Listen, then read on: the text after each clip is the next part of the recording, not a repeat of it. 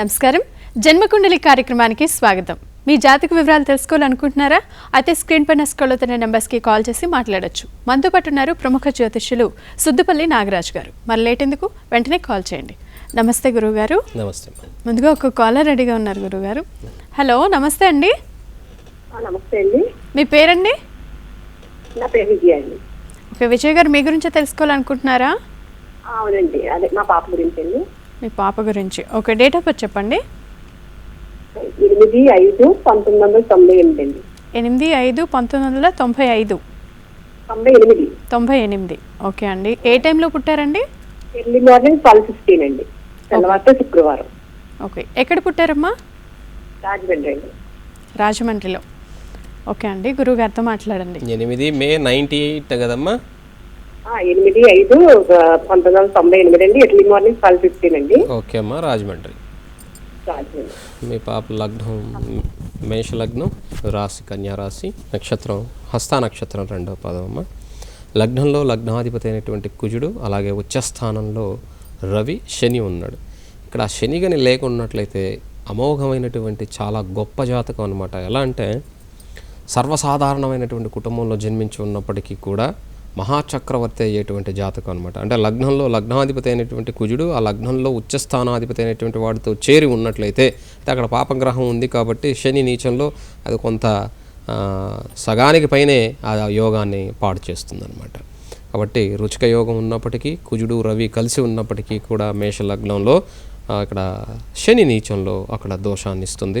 పంచమ రాహు, 6వ ఇంట్లో చంద్రుడు, లాభంలో గురుకేతువులు, వ్యయంలో శుక్రుడు, ఉచ్చస్థితిలో బుధుడు ఇక్కడ జాతకంలో నీచబడిపోయి మీనరాశిలో ఉన్నటువంటి జాతకం.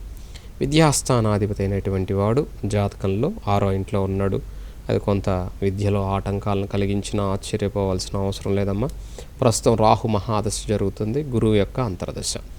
ఈ రాహుకేతువుల మధ్యలో చంద్రుడు మాత్రమే బయట ఉండి మిగతా గ్రహాలన్నీ కూడా రాహుకేతువుల మధ్యలో బంధింపబడి ఉన్నాయి. కాబట్టి ఈ రాహుకేతువులు తప్పక పూజ చేసుకోవటం చాలా విశేషమైనటువంటి ఫలితాన్ని ఇస్తుంది. అలాగే లగ్నంలో ఉన్నటువంటి కుజుడు ఏదైతే ఉందో ఆ కుజుడు గొప్ప యోగాన్ని ఇస్తాడు కుజుడు. కానీ రవితో కలిసి ఇంకా యోగాన్ని ఇస్తాడు. కానీ ఆ యోగాన్ని భంగం కలిగించేందుకు శని అక్కడ ఉన్నాడు. నీచభంగ రాజయోగం ఉన్నప్పటికీ కూడా శని అక్కడ దోషకారకుడే. ఎందుకంటే గ్రహ యుద్ధంలో ఆ శని ఓడిపోవటం జరిగింది, అందులో నీచంలో ఉండటం జరిగింది. నీచం భంగం జరిగినప్పటికీ కూడా ఇబ్బంది కలుగుతుంది. కాబట్టి తప్పకుండా శనిని కూడా పూజించుకోవటం ద్వారా, శనిని శాంతింపజేసుకోవటం ద్వారా తప్పకుండా ఈ అమ్మాయి జాతకరీత్యా మంచి ఫలితాలు అందుకునేదానికి అవకాశం ఉంటుంది. గురువుగారు, తర్వాత కాలర్ ఈస్ట్ కూడా నుంచండి. దేదీప్తి గారు నమస్తే అండి. నమస్తే అండి. మీ గురించే తెలుసుకోవాలనుకుంటున్నారా? లేదు, మా cousin the. Okay, date of birth చెప్పండి అమ్మా. 7/1/90. 7/1/90. ఓకే, ఏ టైంలో పుట్టారండి? మార్నింగ్ 9 కండి. ఉదయం 9 గంటలకి. ఓకే అండి, గురువుగారితో మాట్లాడండి. గురుగారు, ఒకటి ప్రాబ్లం ఉంది. చెప్పమ్మా. ఇతనిది MBBS అయిపోయింది, పీజీకి రాస్తున్నాడు కానీ ఎగ్జామ్స్ అవ్వట్లేదు. సో ఇతని ఫ్యూచర్ ఎలా ఉంటుంది, పెళ్ళయ్యాక లైఫ్ అండ్ ఫైనాన్షియల్ స్టేటస్ మొత్తం చెప్తారా? ఇక్కడ 4వ ఇంట్లో చంద్రుడు ఉన్నాడు, విద్యాస్థానాధిపతి లాభంలో ఉన్నాడు. విద్యకు సంబంధించినంతవరకు ఇబ్బంది లేదు. కనమ్మా జాతకంలో సప్తమాధిపతి అయినటువంటి వాడు 4వ ఇంట్లో ఉన్నాడు, బాగానే ఉంది. కానీ కేతు సప్తమంలో దోషాన్ని ఇస్తాడు. అందులో ధనాధిపతి అయినటువంటి వాడు, కుటుంబాధిపతి అయినటువంటి వాడు, లగ్నాధిపతి అయినటువంటి శని వ్యయంలో ఉన్నాడు. ఎంత గొప్ప MBBS డాక్టర్ అయినా కూడా అమ్మ గొప్ప ఫైనాన్షియల్ స్టేటస్ ఉండాలని రూల్ ఏం లేదు. కాకపోతే ఇతను లైఫ్ని మాత్రం గొప్పగా అనుభవిస్తాడు, బాగుంటుంది. కానీ ఫైనాన్షియల్ స్టేటస్ మాత్రం అంత గొప్పగా ఉండదు. ఇక్కడ జాతకరీత్యా ఆయన విద్య వలనే ఆయనకు ఉన్నటువంటి ఇది. పీజీ అన్నది కాకుండా ముందు ఉద్యోగం చేసుకుంటూ ఆ తర్వాత అంటే MBBSగా ప్రాక్టీస్ చేస్తూ తర్వాత ప్రాక్టీస్లో ఉండంగా అతను ఇది చేస్తే అతనికి అయ్యేదానికి అవకాశం ఉంటుంది. 2016 సెప్టెంబర్ తర్వాత ఒక అవకాశం ఉన్నదనమాట. అది ప్రాక్టీస్ చేసుకుంటూ చేసుకోవాలన్నమాట. లేకపోతే ఇబ్బంది కలిగజేస్తుంది అనమాట జాతకంలో. లేదంటే అది అలాగా పీజీ అనేది అవ్వకుండా పోయినా కూడా ఆశ్చర్యపోవాల్సిన అవసరం లేదు, అలా అయిపోతుంది. కాకపోతే ఏంటంటే ఉద్యోగం చేసుకుంటూ పీజీకి ట్రై చేయమనండి. ఆ ప్రాక్టీస్ నాలెడ్జ్ అతనికి ఉపయోగకరంగా ఉండేదానికి అవకాశం ఉంటుందమ్మా. కానీ ధన సంబంధంగా మీరు అన్నారు ఆర్థిక సంబంధంగా ఎలా ఉండదు, అది కొంత ఇబ్బంది కలిగిస్తుంది ఒక సంతానం కలిగినంతవరకు. సంతానం కలిగిన తర్వాత వారి యొక్క అదృష్టాన్ని వల్ల వారు బాగా గొప్పగా అనుభవించాలి కాబట్టి ఇతను సంపాదిస్తాడు. ఓకే గురుగారు, తర్వాత కాలర్ గుంటూరు నుంచి. నమస్తే అండి సంధ్య గారు. Hello hello. ఓకే గురుగారు, కాల్ కట్టినట్లుగా ఉంది. ఈ రోజుల్లో చాలామందికి పిల్లల విషయానికి వచ్చేటట్లయితే బాలారిస్టలు అంటూ ఉంటారండి. వాటిని తొలగించడానికి ఏమైనా పరిహారం ఉంటుందంటారా? జాతకంలో ఏ రకమైనటువంటి బాలారిష్ట దోషం ఉన్నదో గమనించి దానికి తగినటువంటి పరిహారం కింద రుద్రాభిషేకము, అలాగే నవగ్రహాల యొక్క పూజ, జపం ఇలాంటివి చేస్తూ ఉంటారు. కాబట్టి వాటిల్లో ఏదైతే ఉందో దాన్ని చూసి చేయవలసి ఉంటుంది.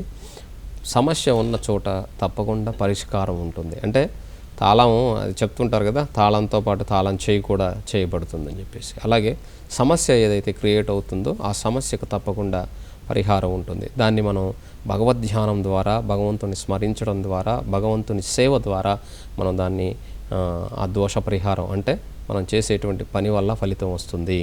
చాలామంది సింపుల్గా చెప్తూ ఉంటారు. నన్ను చాలామంది అడిగారు అనమాట, ఏమైనా రామకోటి రాస్తే కష్టాలు వస్తాయా గురువు గారు అని చెప్పేసి అడిగిన వాళ్ళు కూడా ఉన్నారు. రాముడి నామమే చాలా గొప్పది. రామనామాన్ని చెప్పటమే చాలా గొప్ప. రామనామం ఎక్కడైతే జపించటము లేకపోతే రాయటము జరుగుతుందో అక్కడ హనుమంతుడు ఉంటాడు. ఎక్కడైతే హనుమంతుడు ఉంటాడో అక్కడ కార్యసిద్ధి, అలాగే విజయము, తెలివితేటలు ఇవన్నీ ఉంటాయి. కాబట్టి రాముడి యొక్క నామంలో చాలా గొప్ప తారక మంత్రం. కాబట్టి ఆ రామనామాన్ని ఎంత గొప్ప కష్టం వచ్చినా కూడా ఆ రామనామాన్ని, హరే రామ హరే కృష్ణ ఏదైతే మంత్రం ఉందో దాన్ని చక్కగా చదువుకోవడం, లేదా తారక మంత్రం ఏదైతే శ్రీరామ అనేటువంటి మంత్రం ఉందో దాన్ని చదవటం, లేదా రాముడిని కీర్తించటం ద్వారా తప్పకుండా మనకున్నటువంటి సర్వదోషాలను పోగొట్టగలిగే ఏకైక మంత్రాల్లో కల్లా గొప్పది గాయత్రి అయి ఉండొచ్చు, కానీ తారక మంత్రం కూడా చాలా గొప్పది.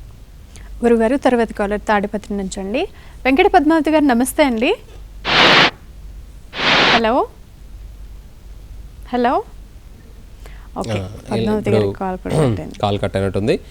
చాలామంది నిన్న కూడా చెప్పాను, ఎవరికో ఒకరికి సమస్య ఉంది అది అడగలేకపోతున్నారని చెప్పేసి నేను మెసేజ్ చేయమని చెప్పాను. అదే పనిగా అందరూ మెసేజ్ చేస్తే మిగతా వాళ్ళకు కూడా నేను సర్వీస్ చేయలేని చెప్తున్నాను. దయచేసి అలాంటి మంచి సదవకాశాన్ని పోగొట్టుకోవద్దు.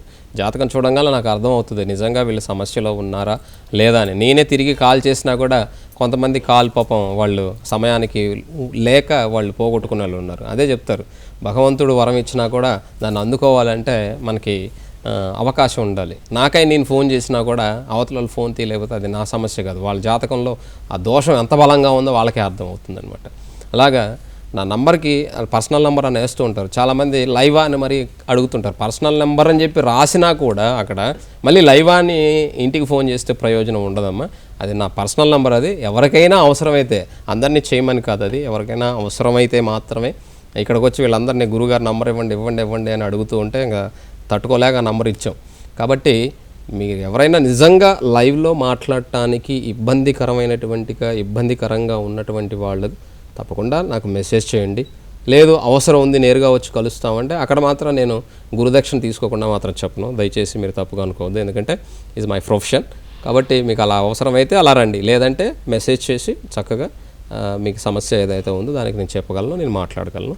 దానికి పరిష్కారం కూడా మీకు నేను చెప్తాను. మొన్న కూడా లైవ్లో చెప్పాను పద్మావతి గారికి, అమ్మ మీరు ఫోన్ చేయండి, మీ దగ్గర నేను ఫీజు ఏం తీసుకోని అని చెప్పి నెల్లూరు నుంచి ఫోన్ చేస్తే వారికి నేను ఫోన్ చేసి వారికి ఉన్నది వారికి ఏం అవసరం అది నేను చెప్పడం జరిగింది. అలాగా ఎవరైనా నిజంగా ఇబ్బంది ఉంటే మాత్రం నేనే ఫోన్ చేసి ఆ మెసేజ్ చేస్తే ఆ నెంబర్ని చూసి వాళ్ళకి నిజంగా ప్రాబ్లం ఉంటే, వాళ్ళ లైఫ్లో ఏదైనా ప్రాబ్లం ఉంటే దాన్ని సాల్వ్ చేసేదానికి నేను తప్పకుండా సహాయపడగలను. ఓకే గురుగారు, చాలామంది అంటూ ఉంటారు పెళ్లి చేసేటప్పుడు కుజదోషం ఉన్న వారికి, కుజదోషం ఉన్న అబ్బాయికో అమ్మాయికో ఇచ్చి పెళ్లి చేయాలి అని అంటూ ఉంటారు. అసలు అది ఎందుకంటారు? కుజదోషం నుంచి నివృత్తికి ఏం చేయమంటారు? అంటే అమ్మ, కుజదోషం చూసి భయపడాల్సిన అవసరం ఏం లేదు. కుజదోషం ఇక్కడ 5 రకాలుగా ఉంటుంది. కుటుంబ స్థానంలో ఉన్నప్పుడు ఒకలాగా, తర్వాత 4వ స్థానంలో ఉన్నప్పుడు ఒకలాగా, 7వ స్థానంలో ఒకలాగా, 8వ స్థానంలో ఒకలాగా, 12వ స్థానంలో ఒకలాగా. 2వ స్థానం అంటే కుటుంబము, ధనము. అలాగే 4వ స్థానం అంటే విద్య, వాహనము, గృహము. అలాగే 7వ స్థానం అంటే వివాహము, భాగస్వామ్యము. 8వ స్థానం అంటే ఆకస్మికమైనటువంటి మాతృమూర్తికి సంబంధించిన ధనయోగంతో పాటుగా మన ఆయుష్కు సంబంధించింది. అలాగే 12వ స్థానం అంటే మృత్యువు, వ్యయము. ఇలాగా దోషం ఉంటుంది. ఈ కుటుంబ స్థానంలో ఉన్నటువంటి శని వలన ఎంత గొప్ప కుజుడు వలన ఎంత గొప్ప కుటుంబంలో జన్మించినప్పటికీ కూడా ధన సంబంధమైనటువంటి ఇబ్బందులు కలిగి ఉంటాయి. దానివల్ల ధనాన్ని పోగొట్టుకోవాల్సి వస్తుంది, లేదా వాక్ చేత అంటే మాటల పౌరుషం చేత ఎదుటి వాళ్ళని దూరం చేసుకోవాల్సి వస్తుంది. ఆ రకమైనటువంటి దోషం ఉంటుంది. తర్వాత 4వ స్థానానికి వచ్చినప్పుడు కుజుడు ఉన్నట్లయితే విద్యా సంబంధమైనటువంటిది లేదా మాతృ సంబంధమైనటువంటి దోషము, అలాగే వాహన సంబంధమైనటువంటి ప్రమాదాలు, లేదా గృహమే ఎంత కోట్లు ఉన్నా కూడా గృహం లేకుండా ఇబ్బంది పడేవాళ్ళు చాలామంది. సొంత ఇల్లు కూడా రోజు కూలీ చేసుకునే వాడికి సొంత ఇల్లు ఉంటుంది, కానీ 100 కోట్లు ఉన్నవాడికి కూడా ఒక్కోసారి ఇల్లు కుదరదు తనకు అనుకున్నటువంటి, అలాంటి దోషం ఉంటుంది. అలాగే 7వ స్థానం అంటే భాగస్వామ్యం, ఇది వివాహ దోషాన్ని ఇస్తూ ఉంటుంది. అలాగే ఆ వివాహంలో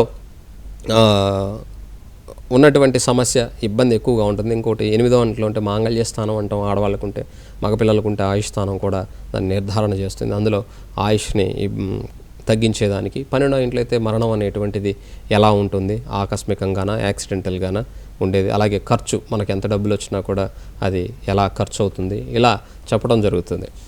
కుటుంబ స్థానంలో ఉన్నప్పుడు కూడా వివాహం అయినా కూడా ఆ కుజదోషం వలన వైఫ్ అండ్ హస్బెండ్ మధ్య ఆ వాక్ చేతను, ధనం ఖర్చు అవ్వటం చేతను, ఇలాంటి ఇబ్బందుల వలన విడిపోయేదానికి అవకాశం ఉంటుంది. అలా రకరకాలుగా ఈ కుజదోషం అన్నటువంటిది ఒక్కొక్కరి జాతకంలో ఒక్కొక్క విధంగా ప్రభావం చూపిస్తూ ఉంటుంది.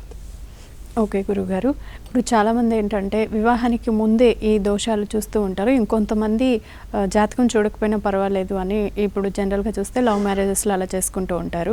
పెళ్ళైన తర్వాత ఒకసారి జాతకాల మీద నమ్మకం కుదిరి వెళ్ళినట్లయితే ఏమైనా మంచి జరిగే అవకాశం ఉందంటారా? ఇప్పుడు వచ్చేసమ్మా, జాతకంలో ఉన్న దోషాన్ని ఎవరూ తప్పించను కుదరదు. ఎందుకంటే ఒక శరీరంలోకి ఆరోగ్యంగా ఉన్నటువంటి శరీరంలోకి ఒక క్యాన్సర్ అనేటువంటి వ్యాధి ప్రవేశిస్తే అది ఎప్పటికీ పోదన్నమాట. అది చనిపోయేంత వరకు ఉంటూనే ఉంటుంది, మనల్ని ఇబ్బంది పెడుతుంది. అలాగే ఒక జాతకంలో పుట్టిన తర్వాత ఈ జాతకంలో ఈ ప్లానెట్స్ ఏవైతే ఉన్నాయో సరైనటువంటి స్థితిలో లేక దోషాన్ని ఇచ్చినట్లయితే అది ఎప్పటికీ కూడా తగ్గేదానికి అవకాశం ఉండదు. కాకపోతే మన వాళ్ళు ఏంటంటే, ఇప్పుడు నేనే ఉన్నాను, నాకు 4 రూపాయలు వస్తున్నాయి అనుకోండి, మీ సంతోషం కోసం నేను ఇది చేసుకోండి అది చేసుకోండి అని చెప్తే మీరు పోయిందని చెప్పేసి హ్యాపీగా ఫీల్ అవుతారు, కానీ ఆ దోషం నాకే ఉంటుంది. అందువల్ల నిజం చెప్పటమే దానికి మంచిది.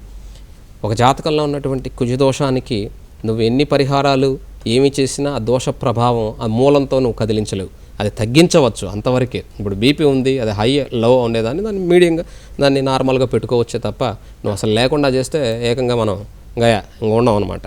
కాబట్టి అలాగే వివాహం అన్నటువంటిది ఇష్టపూర్తిగా చేసుకున్న తర్వాత, అంటే భార్యాభర్తల యొక్క జాతకాలని ఇప్పుడు లవ్ మ్యారేజ్ చేసుకున్నారు మీరు అన్నట్టుగా, తర్వాత వాళ్ళకి ఏదైనా సమస్య వస్తే జాతకం చూపిస్తే అందులో ఉన్నటువంటి దోషానికి పరిహారం అంటే వాళ్ళు చేసేటువంటి పని ఏదైతే ఉందో దాన్ని చక్కగా భగవంతుని యొక్క కార్యాన్ని చక్కగా చేయటం ద్వారా ఆ దోష ప్రభావం తగ్గుతుంది. పూర్తిగా అయితే ఎట్టి పరిస్థితుల్లోనూ అది పోయేదానికి అవకాశం ఉండదన్నమాట. కాబట్టి కుజదోషం ఏదైతే ఉందో దానికి సుబ్రహ్మణ్యేశ్వర స్వామి కుజగ్రహానికి అది దేవత. ఈ కుజుడు అనేటువంటి ఒక గ్రహం ఏదైతే ఉందో ఆ గ్రహం చాలా శక్తివంతమైనది. అందుకే చెప్తారు ధరణీపుత్ర సంకాశం విద్యుత్ కాంతి సమప్రభం అని, కుమారం శక్తిహస్తం తం నమామి అని చెప్పేసి కుజుడి యొక్క మంత్రాన్ని చెప్పడం జరుగుతుంది. కుమారం శక్తిహస్తం అంటే కుమారస్వామి దానికి చక్కగా అది దేవత. కాబట్టి కుమారస్వామి చేతుల శక్తి అనేటువంటి అస్త్రాన్ని ఎలాగా పట్టుకొని ఉన్నాడో ఈయనకి కూడా కుజుడికి కూడా శక్తి అనేటువంటి ఒక ఆయుధం ఆయనకి ఉంటుంది. కాబట్టి ధరణీపుత్రుడు అంటే భూమికి శివునికి కలిగినటువంటి పుత్రుడిగా పురాణాల్లో చెప్పడం జరుగుతుంది. భూమి గ్రహాన్ని పోలినట్టుగా అక్కడ కుజగ్రహం కూడా ఉంటుందని మన వాళ్ళు ఎప్పుడో చెప్పారు. ఈ రోజున నాసా వాళ్ళు అక్కడికి వెళ్ళి నిజమే అక్కడ మట్టి ఇదంతా కూడా భూమికి దగ్గరగా ఉంది, ఒకప్పుడు ఇక్కడ వాటర్ కూడా ఉండేదని చెప్పి ఈ రోజున రోవర్స్ పంపించి మార్స్లో టెస్ట్ చేయటం జరుగుతుంది. నాసా వాళ్ళు మనకి ఇప్పుడు చెప్పడం జరుగుతుందన్నమాట. కాబట్టి మన పూర్వీకులు ఏదైతే మన ఋషులు ఉన్నారో అంతకుముందు ఎప్పుడో చెప్పారు. మరి ఇది ఏ టెక్నాలజీ ఏ నాలెడ్జ్ని బట్టి మరి జ్యోతిష్యాన్ని చెప్పబడింది. చాలామంది చాలా ఛానల్స్లో కూడా చూస్తూ ఉంటాం జ్యోతిష్యం మూఢనమ్మకం, చెప్పేవాడిని బట్టి నమ్మకం ఉంటుంది తప్ప శాస్త్రం ఎప్పుడూ కూడా మూఢంగా ఉండదు. ఎందుకంటే 1+1 అది 2 అవుతుంది తప్ప 3-4 అవ్వదు. ఎందుకంటే దట్ ఈజ్ ఏ రీజన్ థియరిటికల్గా.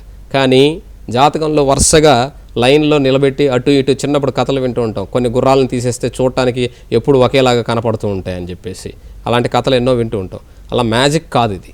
ఎందుకంటే జ్యోతిష శాస్త్రంలో అద్భుతమైనటువంటి గణితం ఉన్నది. అద్భుతమైనటువంటి వైద్య సంబంధంగా మానసికంగా ఒక్కొక్క ప్లానెట్ ఒక్కొక్క చోట్లో ఉన్నప్పుడు ఎలాంటి ఆరోగ్య స్థితిగతులను ఒక్కొక్క ప్లానెట్ ఇస్తుంది, ఆరోగ్యం ఏ విధంగా ఉంటుంది, డాక్టర్ కూడా ఒక్కోసారి స్కాన్ చేసి నిర్ధారించలేనటువంటివి కూడా జ్యోతిష్ శాస్త్రంలో ఫలానా చోట్లు ఫలానా భాగంలో ఖచ్చితంగా ఇబ్బంది ఉంటుంది అని చెప్పవచ్చు. దాన్ని స్కాన్ చేస్తే ఖచ్చితంగా ఆ చోట్లో ప్రాబ్లం ఉన్నటువంటి వాళ్ళు ఎంతోమంది చూస్తాం. కానీ దానికి మందు అనేటువంటిది తప్పకుండా వేయాలి రోగం వచ్చిన తర్వాత. అంతేగాని రోగానికి పూజ చేస్తానంటే కుదరదు. ఎందుకంటే రోగానికి మందు తప్పకుండా వేయవలసి ఉంటుంది. అందుకే చెట్లని నాటమని చెప్తాం. చెట్టు తానుగా చనిపోయి కూడా ఔషధంగా మనకు ఉపయోగపడుతుందని నేను ఎన్నోసార్లు చెప్పున్నాను. కాబట్టి రోగానికి, ఈ దేహంలో ఉన్నటువంటి రోగానికి తప్పకుండా మందు వేయాలి. ఆ మందుతో పాటుగా హీలింగ్ జరగాలి. అంటే ఆ మందు అంటే దాన్ని తగ్గాలంటే మనం భగవత్ ప్రార్థన చేయాలి. భగవంతుడు తప్ప దాన్ని ఎవరు తగ్గించలేరు. అది వికటించవచ్చు లేదా సెట్ అవ్వాలి. అది భగవంతుడి యొక్క పని. మనం చేసేటువంటి పని వలన భగవంతుడు మనల్ని ఆశీర్వాదం చేయాలి. దానివలన భగవంతుడు తప్పకుండా హీల్ చేస్తాడే తప్ప ఒక డాక్టర్ అంటాడు చక్కగా ఆపరేషన్ చేసిన తర్వాత ఒకటే చెప్తాడు అనమాట, నేను చేయవలసిన పని నేను చేశాను, మిగతాది భగవంతుడు చేయవలసింది. భగవంతుడు హీల్ చేయాలి. అది నేను మందులు రాస్తాను కానీ తగ్గించవలసినటువంటి బాధ్యత భగవంతుడిది. నీ మందుల వలన తగ్గిందే. కానీ వైద్యో నారాయణో హరి అంటాం కాబట్టి ఈ లోకంలో వైద్యుడు దేవుడితో సమానమని, అయ్యా దేవుడిలాగా వచ్చి మా బిడ్డని ఆపరేషన్ చేసి కాపాడావా అంటాడు. దేవుడు ఇంకొక రూపంలో రాడు, అలాగే వస్తాడు. ఎవరు ఏ పని చేయాలో ఆ పని రూపంలో భగవంతుడు మనకు వచ్చి ఆ పని చేసి పెడుతూ ఉంటాడు. ఇది అర్థం కాక చాలామంది ఎదుటి వాళ్ళని మనం బ్లేమ్ చేస్తూ ఉంటాం. ఎదుటి వాళ్ళని ఎంత మంచివాడని అంతకుముందు నువ్వు అనుకుంటావో మరలా ఇప్పుడు అదే మనిషి ఒక మంచి మాట చెప్పినా లేదా ఒక మాట అన్నా అయ్యో ఆయన అలా అనరు అని చెప్పి సమర్థించుకోమన్నమాట. కానీ ఆయన మీద మనం కోపడతాం. అది ఎలా ఉంటుందంటే చిన్నప్పుడు సామెత చెప్పేవాళ్ళు, ఒక కళ్ళు లేనటువంటి వాడు కాళ్ళు లేనటువంటి వాడిని భుజం మీద ఎక్కించుకొని ఇద్దరు ప్రయాణం చేస్తూ ఉంటారు. ఈ కాళ్ళు లేనటువంటి వాడు కళ్ళు లేనటువంటి వాడి మీద కూర్చొని ఉంటాడు. తర్వాత మొయ్యలేక కళ్ళు లేనటువంటి వాడు కాళ్ళు లేనటువంటి వాడిని దించితే ఏడుస్తాడంట. ఇప్పుడు దాకా మోసాను కదరా అంటే ఊరుకోడట. అలాగే ప్రతి మనిషి కూడా చేసినటువంటి సహాయాన్ని అంతా మర్చిపోతాడు. ఆ చిన్న పొరపాటు కానీ లేకపోతే ఏదో తెలియక జరిగేటువంటి సమయాన్ని సిచ్యువేషన్ మాత్రమే పట్టుకొని జీవితాంతం వేధిస్తూ ఉంటారు. అలాంటి మనస్తత్వం ఉన్న వాళ్ళకి అసలు సహాయమే చేయొద్దండి దయచేసి, నిజంగా. ఎందుకంటే మనిషి యొక్క మనస్తత్వాలు ఎలా అంటే కష్టపడనిస్తేనే దాని విలువ తెలుస్తుంది. అది తల్లిదండ్రులు బిడ్డలకి నేర్పవలసినది. కష్టపడటం నేర్పిస్తే తల్లిదండ్రులు పడ్డటువంటి కష్టం బిడ్డలకు తెలుస్తుంది. కాబట్టి జాతకంలో ఉన్నటువంటి దాన్ని విశదీకరించి చెప్పాలంటే అనుభవంతో పాటుగా దాన్ని పరిశీలన చేయగలిగేంత గొప్ప శక్తి ఉండాలన్నమాట. వయసుతో దానికి సంబంధం లేదు. 80 ఏళ్ళ వాడు అయి ఉండొచ్చు, కానీ అనుభవం లేకపోయినా లేదా దాన్ని పరిశీలన చేసేటువంటి శక్తి లేకపోతే నీ వయసు ఎందుకు పనికిరాదు. అదే చిన్న కుర్రవాడైనా సరే వేదజ్ఞానం తెలిసినా లేకపోతే ఈ విద్యలో పరిశోధన చేసి కష్టపడ్డా అతను చెప్పే ఫలితాలు మనకు అద్భుతంగా ఉంటే అతను మనం తప్పకుండా గౌరవిస్తాం. కాబట్టి జ్యోతిష్ శాస్త్రం అన్నది మూఢనమ్మకం కాదు. జ్యోతిష్యం అన్నటువంటిది అద్భుతమైనటువంటి అడ్వాన్స్డ్ సైన్స్. అది నీకు అర్థం కాకపోతే ఎవడేం చేయలేడు. నువ్వు ఏ సబ్జెక్ట్నైనా కూడా ఈజీగా నేర్చుకోవచ్చు, కానీ ఈ సబ్జెక్ట్ నేర్చుకోవాలంటే ఎంతో కృషి పట్టుదల ఉండాలి. ఆ తర్వాత ప్రతిరోజు కూడా చాలా అద్భుతంగా కొత్త కొత్త జాతకాలు వస్తాయి. ఆ కొత్త కొత్త జాతకాలు వచ్చినప్పుడు అందులో ఏం ప్రాబ్లం ఉందో అంత గొప్పగా మనం చెప్పగలగాలి. ఆ సమస్యకు పరిష్కారం చెప్పగలగాలి. ఒకే సమయంలో పుట్టినటువంటి వాళ్ళు, నాకు తెలిసి ఎవరో గురించి చెప్పను, నా డేట్ ఆఫ్ బర్త్ ఇంకొక అమ్మాయి డేట్ ఆఫ్ బర్త్ వచ్చింది నా దగ్గరికి ఒక 3 years బ్యాక్. దాదాపు కాకపోతే నాకు తనకి ఒక జస్ట్ ఒక సమయమే తేడా అనమాట. నేను సాయంత్రం పుడితే ఆమె జస్ట్ నాకన్నా ఒక 20 minutes ముందు పుట్టింది. కానీ జాతకం చెప్తే వాళ్ళ అమ్మ ఆశ్చర్యపోయింది. నిజమేనాయనా నువ్వు చెప్పినట్టుగానే ఉంది పరిస్థితి అని. అక్కడ వ్యత్యాసం చాలా ఉంది. నేను జ్యోతిష్టుగా ఉన్నాను, జస్ట్ 20 minutes తేడా, కానీ తను పిచ్చిదానిగా ఉంది. దాని పరిస్థితి ఏంటి? మరి ప్లానెట్లు అన్నీ అవే, నక్షత్రం అదే, తర్వాత లగ్నము అదే, అన్నీ అవే, బట్ తేడా ఉంది. ఎందుకంటే ప్రతి each and every second is calculation. ప్రతి సెకండ్ కూడా మేము గణితంలో లెక్క పెట్టాలి. ఇక్కడ ప్రతి సెకండ్ ఇక్కడ ఫలితాన్ని ఇస్తుంది. కాబట్టి జ్యోతిష్యం అన్నది ఆషామాష అయినటువంటి విషయం కాదు. కాకపోతే కొంతమంది దీన్ని భుక్తి కోసం వాళ్ళ యొక్క పెద్దలు ఇచ్చినటువంటి దాన్ని పోగొట్టలేక దాన్ని అలాగా చెప్పుకుంటూ కాలక్రమేణా దీని మీద నమ్మకం పోయేటువంటి స్థితిని తీసుకొచ్చారు. కానీ ఇందులో ఉన్నటువంటి జ్యోతిష్య గణితం సామాన్యమైనటువంటిది కాదు. అందులో కూడా నాకు తెలిసింది కూడా మీరు నమ్మరు, 1% కూడా నాకు తెలియదు, మీరు నమ్మరు. అంత గొప్ప శాస్త్రం. 1% కూడా తెలియని నేను మీ అందరి దృష్టిలో బాగా చెప్తున్నానంటే 10% తెలిసిన వాడు ఇంకెంత బాగా చెప్పగలడు. కాబట్టి జ్యోతిష్యం అన్నది సామాన్యమైనటువంటి విషయం కాదు.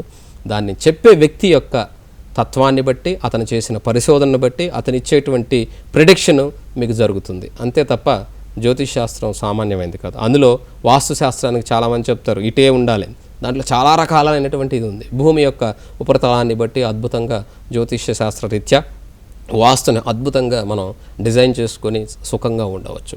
అలాగే ఆయుర్వేదం ఏ భాగానికి ఏ గ్రహం, ఇందాక చెప్పాను, ఏ గ్రహం ఏ భాగంలో ఉంటే ఎటువంటి ఇబ్బంది కలుగుతుంది, దానికి ఎటువంటి మెడిసిన్స్ వాడాలి, ఇలాంటివి కూడా నేను మొన్న కూడా మీ అందరికీ చెప్పాను. ఇది హెల్త్ బాగాలేదంటే దానికి సంబంధించిన మెడిసిన్ మీరు నెట్లో కూడా రీసెర్చ్ చేసుకోవచ్చు, దాని మీద ఆ మెడిసిన్ దేనికి ఉపయోగపడుతుంది అంత గొప్పగా మీకు చెప్పాను. అలా ఎవరు చెప్పరు, ఎందుకంటే ఎవరి స్వార్థం వాళ్ళది. గురుగారు ఒక కాలర్ రెడీగా ఉన్నారండి. హలో, నమస్తే అండి. హలో హలో ఓకే, కాల్ కట్టినట్లుంది గురుగారు. ఇప్పుడు చాలామంది చెప్తూ ఉంటారు కుజదోషం అని, రాహుకేతుల దోషాలు ఉన్నాయని. అంటే ఎక్కువగా వినిపించేవి ఈ 3 గ్రహాల దోషాలేనండి. మిగతా గ్రహాలు దోషాలు ఇవ్వవా, లేకపోతే వాటికి అలాంటిది ఏమైనా ఉంటుందంట? మిగతా గ్రహాలు కూడా ఇస్తాయమ్మా దోషాలు అని. అంటే ఇప్పుడు గురు శుభగ్రహాలు ఎప్పుడు కూడా శుభప్రదంగానే మంచి ఫలితాలను ఇస్తూ ఉంటాయి. కానీ ఈ రాహు, కేతు, అలాగే రవి, అలాగే శని, కుజుడు వీటిని పాపగ్రహాలు అంటూ ఉంటారు. కానీ అనకూడదు, ఎందుకంటే గ్రహాలన్నీ కూడా శుభప్రదమైనటువంటివి. కానీ ఆ ప్లానెట్స్ ఉండకూడనటువంటి స్థానాల్లో, ఇప్పుడు ఒక ఊరికి రాజుగా ఉన్నటువంటి ఒక ఆయన ఇంకో ఊరికి పోయి నేను రాజు అంటే ఒప్పుకోం కదా. అదేవిధంగా ప్లానెట్స్లో ఉన్నటువంటి స్థితిలో కూడా వాటికి నిర్ణయించినటువంటి స్థానాల నుంచి అవి క్రమేణా తిరుగుతూ ఉంటాయి. ఆ తిరిగేటప్పుడు వాటి స్వస్థానాల్లోనూ ఉచ్చస్థానాల్లోనూ మిత్రరాశుల్లో ఉన్నప్పుడు వాటికి కొన్ని లక్షణాలు ఉంటాయి. ఆ లక్షణాల వల్ల మంచి చెడులు జరుగుతూ ఉంటాయి. వాటిని ఆ అవతల స్థానంలో, ఇప్పుడు ఇంకొక దేశానికి వెళ్ళేటప్పుడు మనకు వీసా, పాస్పోర్ట్ అవసరమైతే మనం సుంకం కట్టి వెళ్తూ ఉంటాం. సుంకం అంటే అర్థమైందా, పన్ను.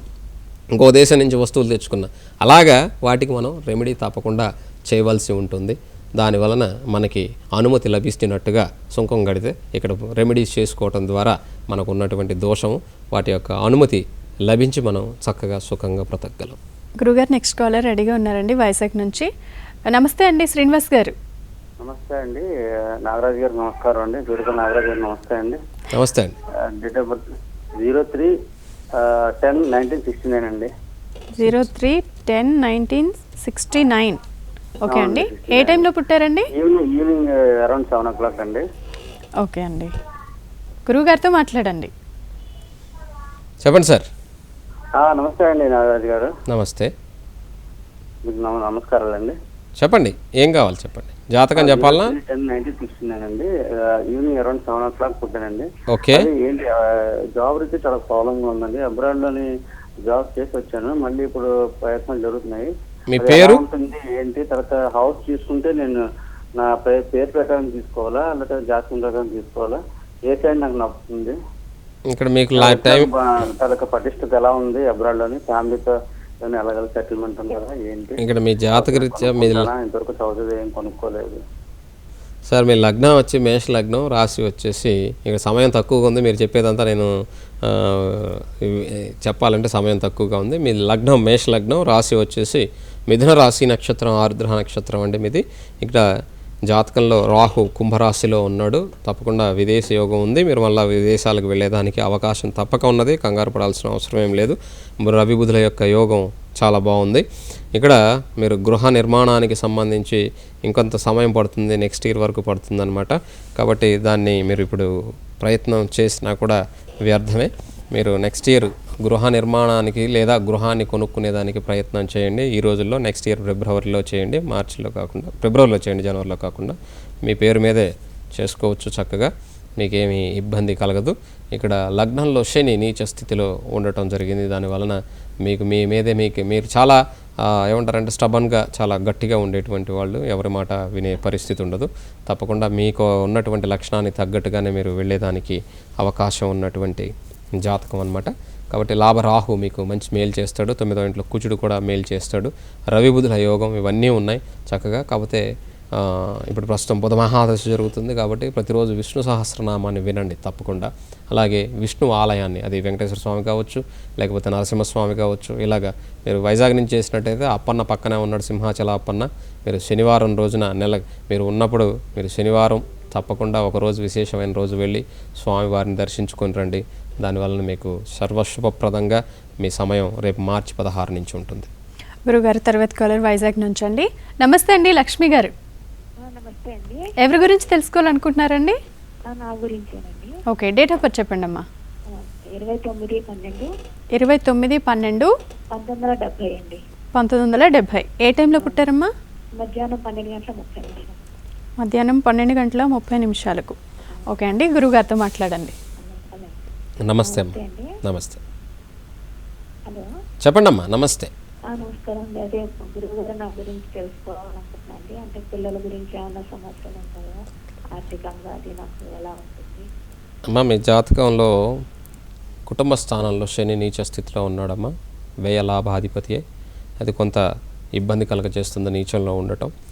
తర్వాత నీచభంగ రాజయోగం ఉంది కానీ కొద్దిగా ఇబ్బంది కలగజేస్తుంది. ఒకసారి మీరు హెల్త్ వైజ్గా థైరాయిడ్ చెక్ చేయించుకోండి ఒకసారి, అది కొంచెం మంచిది.